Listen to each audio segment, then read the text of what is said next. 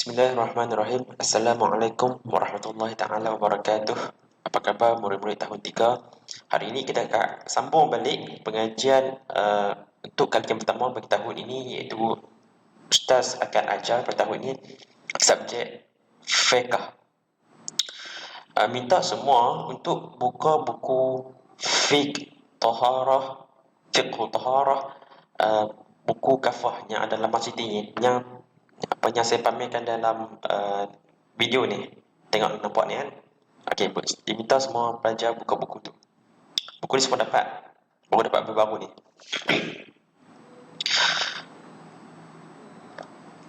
Okey, bila semua dah selesai dah untuk dapatkan buku ni, minta semua buka pada muka surat yang pertama.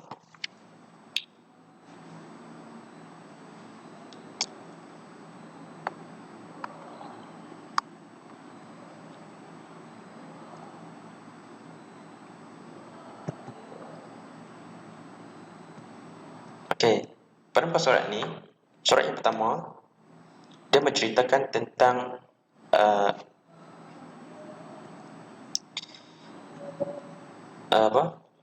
tajuk satu, iaitu air mutlak.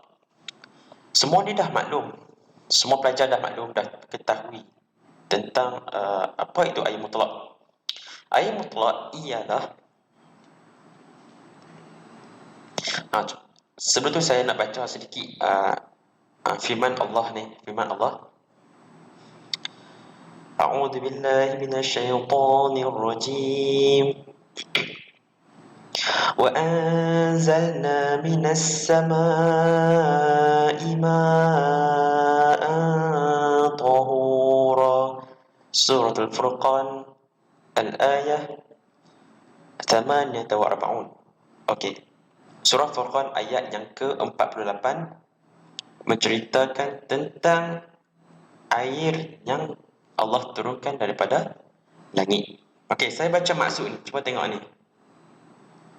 Maksudnya, kami menurunkan dari langit. Ni langit ni. Allah turunkan daripada langit. Kami sebenarnya, kami itu Allah. Kerajaan Allah tu, Allah yang Maha Berkuasa, dia menggunakan gelaran dengan kami, menunjukkan dia tu adalah agung, maha agung, yang kerajaannya begitu besar. Dia guna gelaran dengan kami. Menurunkan apa? Dari langit, daripada atas. Langit atas tu, langit kat atas kan, turun apa? Turun air yang bersih suci. Air yang bersih suci. Apa tu air? Air yang kita duduk, yang sejenis cecair, dia panggil air. Okey, tak apa. Kita tahu air apa turun langit? Air apa? Cuba jawab. Itu air hujan. Air adalah sumber yang terpenting bagi kehidupan di atas muka bumi ini. Tanpa air tak boleh hidup. Sehari tanpa air boleh mati, kering. Okey, sekarang ni saya nak baca tentang tajuk terus. Masuk terus ke poin, iaitu air mutlak. Air mutlak, tengok ni. Tengok dia punya mouse tak ni, gerak ni. Air mutlak ialah air yang suci. Sini dia tertinggal huruf hamzah sini ya. Tertinggal alif, hamzah, ya, ra. Sini ada cetakan, dia tersilap. Ini besar, dia cetakan. Air mutlak ialah air yang suci. Dah suci dah. Lagi menyucikan. Air dah suci dah, bersih dah, air bersih. Tapi dia boleh mencucikan benda yang lain. Itu maksudnya. Air suci, dia boleh mencucikan benda yang lain. Okey, faham? Titik situ. Ada titik sini ya. Titik. Tengok. Saya zoom sikit ya. Supaya nampak jelas. Okey. Okey, air ini sambung. Air ini sini pun dia tinggal juga huruf hamzah. Air ini boleh digunakan untuk berwuduk. Apa wuduk? Iaitu ambil air sembahyang.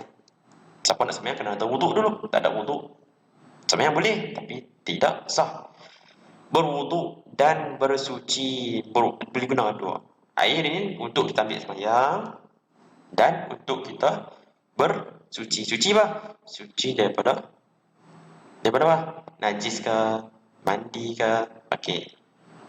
Cuci baju kita kan kena tahi ke. Okey, termasuk bercuci. Cuci. Contoh air mutlak ialah, okey. Tengok bawah pula, tengok bawah lagi. Ni contoh pertama. Nampak ni ustaz ni cakap apa?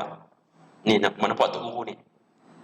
Dia cakap yang pertama ialah air hujan. Contoh yang dia bagi ialah air hujan. Nampak ni air hujan jatuh daripada bumbung ni kan, masuk dalam timba. Okey, ni panggil air hujan. Air hujan.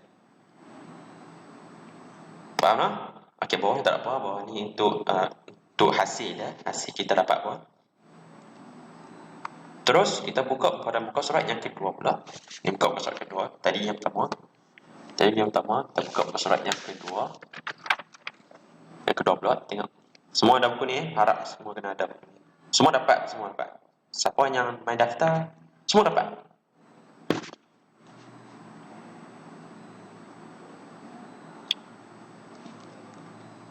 Okey.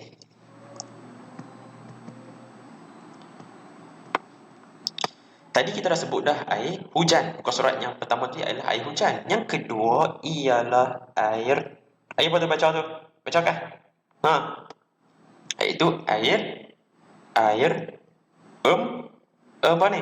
Embun ni yang pagi yang nampak dekat pokok-pokok rumpun yang ada macam basah-basah tu dinamakan air embun. Air embun tu kita boleh buat, kita kumpulkan dia ataupun kita pergi celek-celek badan kita kat dam tu, tapi tak ada orang buat je lah. Tu lah masalah. Sebab kita ada pipe kan. Okey, nak mak kata air embun tu boleh kita sebagai, kita tafsirkan dia salah satu daripada air mutlak. Air mutlak. Kita jangan fikir ambil ayat yang lain. Air mutlak dulu. Jangan fikir yang lain. Nanti kamu keliru. Okey, ini nombor 2 saya cakap. Okey, nombor 3 ialah air perigi. Perigi ni maksudnya pada telaga. Air telaga yang kamu duduk kat belakang rumah tu kan. Ada air telaga dan dalam tanah tu air yang terpancar daripada dalam tanah tu yang kamu telah gali tu kita panggil air perigi. Air perigi adalah air mutlak. Boleh kita ambil wuduk dan boleh kita mensucikan najis. Okey. Seterusnya ialah air laut. Air masin tu kita tulis sebagai salah satu daripada air mutlak. Okey, seterusnya air mata air. Air mata air. Air mata air benda apa? Macam air terjun. Air terjun ni keluar daripada batu, pum, keluar. Keluar sikit lama banyak, tu panggil air mata air. Okey, yang seterusnya ialah air sungai. Sungai tu yang sungainya color coklat tu, sungai yang color jernih. Tak kira sungai color apa pun, biru ke, yang mengalir tu, ya, air sungai tu kita boleh menjadikan dia sebagai air mutlak dan boleh kita suci najis dan ambil wuduk. Last kali. Okey, last kali ni tak ada kat Malaysia. Ni tak jumpa. Ni tak jumpa kat Malaysia. Kat Malaysia tak jumpa. Tapi kalau siapa nak pergi try, pergi jumpa tu, pergi lah. Negara-negara sejuk. Okey. Saya pun sempat juga tengok air saji depan mata. Dan nak pegang. Tapi saya tak boleh tunjuk gambar sini. Itu kena pick yang sendiri. Okey, air saji. Air saji ni, dia salji yang turun daripada langit dan jatuh ke atas tanah, ataupun kita tadah salji tu lama-lama dan mencair jadi air. Air itu dipanggil air salji dan boleh kita jadikan sebagai wuduk. Okey. Saya nak cepat lah. Okey. Saya baca ni pula. Inilah air yang boleh digunakan untuk bersuci. 7 air tu, 7 air yang kamu tengok di dalam buku kamu tu, kan? Boleh digunakan untuk bersuci. Bersuci lah, suci ni cuci najis ke, wuduk ni. Namun kita hendaklah pastikan, namun ada sebab. Kita hendak pastikan najis itu dibersihkan dengan sempurna terlebih dahulu. Okey. Kita nak cuci tu, tengoklah, buanglah dia punya apa warna najis tu. Kalau najis tu warna koko, kita Buangkan warna koko tu dulu. Bagi hilang dia punya ain dia tu, panggil ain. Okey, sambung.